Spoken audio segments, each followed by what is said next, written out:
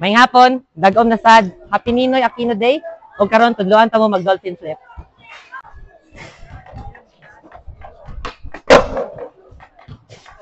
So, ang basic sa dolphin flip kay kick flip, shove it, o only na taas. Pero shove it, dili na kay kailangan. So, karon sa foot placement ka.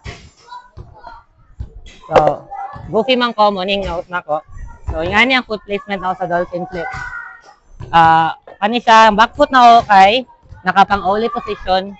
So, ang front foot kay kung diri akong kick flip, 2 inch, abante gamay. 2 ka inch, ana. Tapos, kaning mo kailangan nimo siya taas na ollie, kay ipop nimo siya taas. Kay, ang forma sa dolphin flip, kay pag-pop nimo, more siya varial, pero vertical lang siya, ana. Tapos, yung siyang sipaon pa dire. So, mo ana siya. So, more siya varial flip, pero patindog. More siya hard flip na pabaliktad, kumbaga.